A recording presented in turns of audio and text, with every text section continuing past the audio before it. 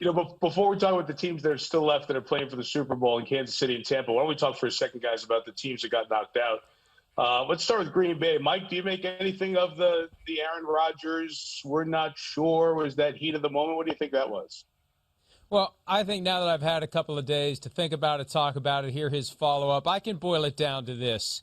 I think that after what happened last year with the drafting of quarterback Jordan Love, Aaron Rodgers wants clarity as to where he stands. Is Jordan Love destined to be the next Jimmy Garoppolo, who gets traded eventually to another team while the older quarterback keeps going strong? Or is Jordan Love the next Aaron Rodgers, who eventually takes over for the older quarterback when they go to him and say, thanks for the memories, but we're ready to move on? And with Favre, the strategy was ask him whether he was all in for the next season at a time when they knew he would retire, so it worked easily when they wanted to move to Rodgers. But Rodgers wants to know where he fits. And to get the clarity, I think he'd like a commitment. To get the commitment, you get a new contract that makes it impossible to treat him like a year-to-year player, which is, I think, how the Packers currently view him. He wants something more clear than that. I think that's where it all stands. Well, Mike's got a lot more inside information than I do, but I read it as kind of taking a shot and getting prepared for the draft, a preemptive shot. Hey, last year we were in the same position. We lost in the championship game. I thought we were ready to roll. We just needed a couple of more pieces to the puzzle, and you got me a backup quarterback. I think we're in the same boat, but I don't want to go through that again. So let's make sure we're all on the same page. What do we need to go forward? Let's have some certainty and clarity in that. I think he wants to be there, expects to be there. He wants them to draft him some weapons. Yeah, maybe more messaging than movement. What about Buffalo, Tony? How close are they when you take a step back? You know, it's funny. I talked to Leslie Frazier after the game, and I just shook my head and said, wow, I've been there before where you kind of get in that last game and you get steamrolled, but you are very close. And they played some great football down the stretch. They lost 2 games to the Chiefs, so you know you've got to close that gap. But that's a good football team, and they're going to be back. And believe me, that this year with Josh Allen and just the confidence that that team now has in their quarterback, that's going to go a long ways in 2021. My caveat to that, though, is, and I heard CBS on the way off the air praising the Bills and saying they'll be right back here next year. I'd look around a little bit before coming to that conclusion. The Dolphins are improving. The Patriots are still the Patriots. The Jets with Robert Saleh could start getting better, and other teams in the conference could be improved. Look, last year we thought the 49ers would just punch the ticket again and be at the top of the NFC. So a lot of things can conspire to turn a special season into a not special season for the Bills. And that's why it hurts so bad when you get that close, when you're on the porch and the door's open and you don't get a chance to walk through it. That's what makes it difficult, because here's where I agree with Aaron Rodgers. There are no absolutes. There are no guarantees when it comes to your ability to get back to the level that you got to this year. Yeah, that's one of those, you're leaving and you say, oh, they'll be back because they feel like they're really close. But there's a lot that goes with it. There are other good teams that they need a pass rusher. They need somebody who can impact the game off the edge. Speaking of which, as we get to Kansas City, Tampa Bay, Tony, I want to go right to you, not on what they did, but where they're going. The tackle play is going to be really big in this game. One of the things I don't think was talked about enough, Green Bay missed David Bakhtiari, an all-pro left tackle, a lot in the game against Tampa. And now here's Kansas City without both of their regular tackles. How big a problem is that? That's going to be a huge problem, Mike. You and I were up in Green Bay, and we were marveling at their offensive line play and how good they were and how solid it was. And at that time, David Bakhtiari had not given up a sack all year. And, boy, we're rock solid. He goes down with an injury, and now you put a new left tackle in who's not quite as good, a couple of pressures. JPP gets a couple of pressures. Now we've got to adjust. We've been letting that left tackle block by himself all year, sliding to the right. Well, now we've got to help the left tackle. Well, now all of a sudden the right tackle has some problems with Shaq Barrett. And that's the way it can steamroll. And if I know Andy Reid is concerned about that. They had an injury to Mitchell Schwartz, right tackle, who was outstanding. They played all year without him and done a great job of adjusting. Not all year, but most of the year. Now, all of a sudden, Eric Fisher gets hurt. Now we've got to move Mike Remmers, who was that fill-in right tackle. We got to move him to the left side. Andrew Wiley, our right guard, has to move out to right tackle. Stefan Wisniewski comes in. So we're actually not as good at 3 spots now because of 1 injury. And you're playing against a defensive line that has playmakers. That's going to be an issue. And how well can they hold up and block for Patrick Mahomes in this game? You know, even if they struggle, one of the realities is you still have to get to Mahomes. And we had Robert Saleh on PFT Live today, and I asked him, what advice would you give to the Buccaneers defensive linemen? Because he coached the guys last year who we thought were all good enough, big enough, fast enough to give Mahomes fits. And Saleh said you've got to be relentless because he'll take those last couple steps backward and then throw the ball, and he'll do the old man jog between plays, so you think maybe he's not as fast and elusive as he really is. And then once he has the ball in his hands, you can't go get him. And that's going to be the challenge. Even with issues in the blocking, Mahomes is so slippery, it's so hard to get a beat on him. That's going to be the challenge for JPP, Shaq Barrett, and Ndamukong Suh, anyone else that they manage to get through that front wall. Tony, I thought Tampa's defense was okay when we saw them against Washington in the wild card round. But the addition of Devin White and the value of that top 10 player and his speed was so evident in the 2 following playoff games. They do things with those linebackers that they have some of the speed there. The question is, can the back end hold up against all the Kansas City myriad of options on offense? No, it was funny because when we did that Washington game, everybody, all the coaches, all the players told us, yeah, Devin's not going to be there. We know that, but we're going to be okay. This guy's going to fill in and we'll do this. And he does make a huge difference. When you saw him in the lineup and making those plays and running sideline to sideline and calling the defenses, he is special. But against Kansas City, it's how do you match up in that back end? Who can cover those receivers? Who can cover Tyreek Hill when the ball's going to come out fast, but you know it's coming to him? Who can cover Travis Kelce? So you can have all of that together in the front 7. You can get pressure on Mahomes. You can stuff the running game, but it's going to come down to how does our back end survive? And in that first game, they really didn't. You know, the thing that Devin White impresses me the most with is just his overall intensity. He's chippy, but he's not too chippy. He's in your face, but he's not too in your face. And he finds a way to lift the whole defense. We saw it kick in the second half of the game against the Saints. We saw it all game long against the Packers. And I think that defense is going to go as far as he can take it, as much as he can lift it. He's got to be that X factor, you know, delivering something that sets the tone early and gets the Chiefs a little wobbly. I think it falls to him. And if he can pull it off, then this game ends up being a lot closer than it otherwise would be when you consider how good the Kansas City offense is. Yeah, Mike, he does bring an attitude to that defense that is a little different. Let me just unpack Kansas City for a second. Mike, I'll start with you with Eric Bieniemy. We talk about coaches and not getting opportunities and all this stuff. And Eric Bieniemy, we all know what he does for Andy Reid. We all know that he handles all the red zone install and play design down there in the red zone. And who's been better in the red zone the last couple of years than the Chiefs? And yet it looks like we might get to the end of another hiring cycle with Eric Bieniemy not getting an opportunity. What is being heard, what's being said regarding this issue as we look at the coaching openings in a bigger picture now? I think most people look at it and you look at the various openings. You look at the people who have been hired. You look at the names of guys that have gotten interviews like Josh McCown. And I love Josh McCown, but he's got no business being interviewed for a head coaching job with the Texans or anyone else at the NFL level.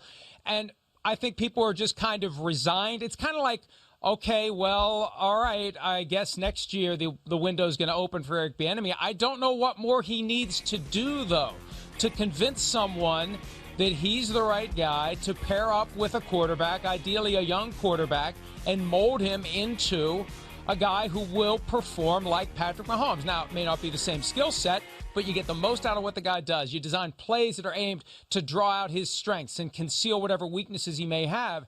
And I just don't get it. And part of me feels like, and Coach, you may know this better than anyone, I just feel like these owners don't like being told what to do. And I just feel like at some level, the more that the rest of us say Eric Bieniemy needs to be hired, the more their attitude is, we'll do what we damn well please.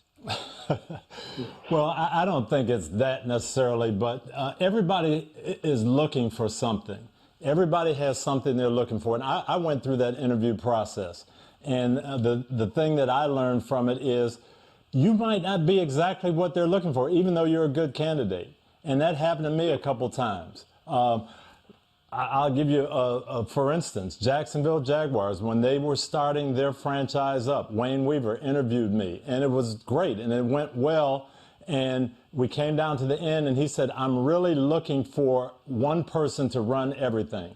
I'm looking for that person who's going to do it all, be the coach and the GM. And I said, well, that's not me. I'm a coach. I don't want to be a GM. That's just not me. They hired Tom Coughlin, and it was a great decision for them. Tom was exactly what Wayne Weaver was looking for.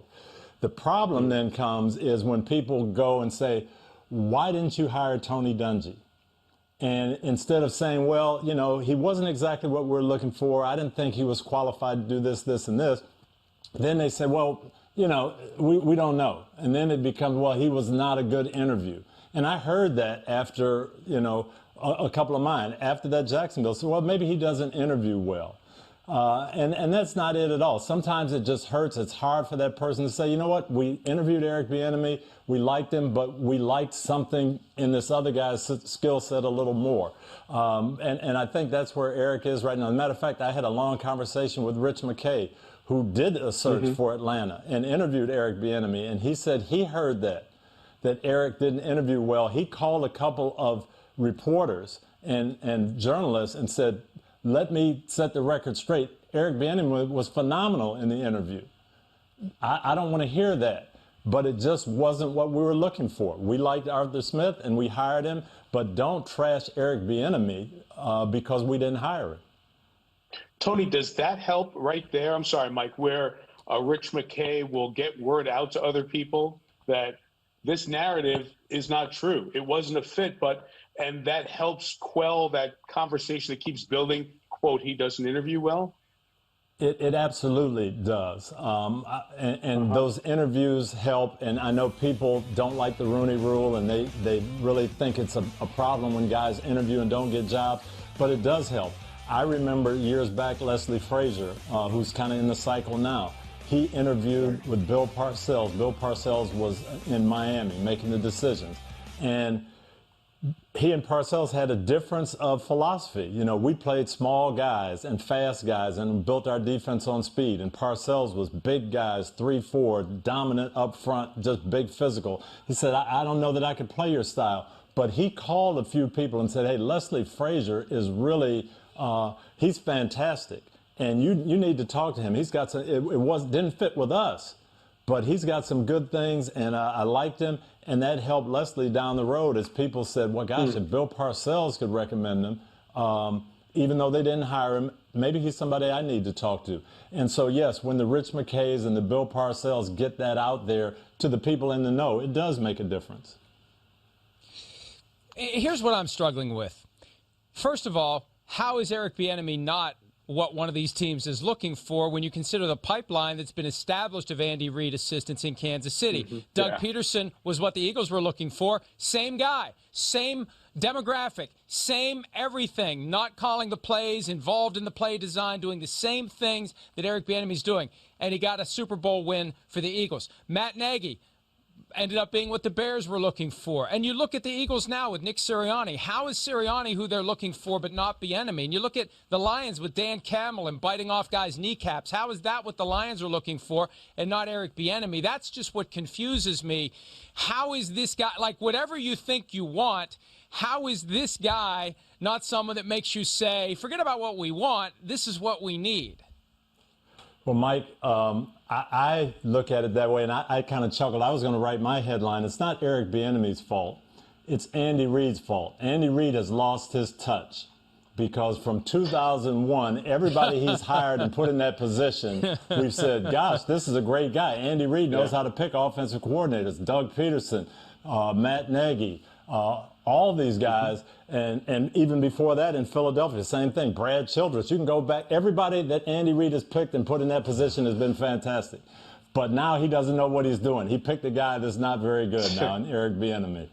A victim of their success and being in these two cycles going all the way to the Super Bowl. Mike, you mentioned that point there, like the Dan Campbell hire, right?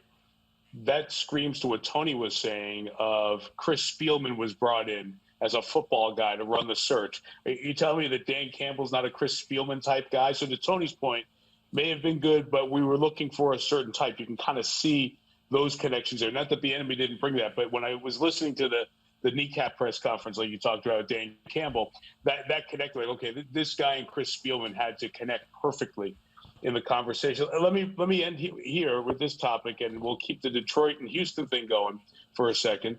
Matthew Stafford, it comes out this weekend that the Lions are ready to move on, and Stafford's ready to move on, et cetera, et cetera. And you've got this entire quarterback bachelorette type setup here that's going to kind of run through rose ceremonies throughout the entire winter and spring. So, Mike, let me start with this.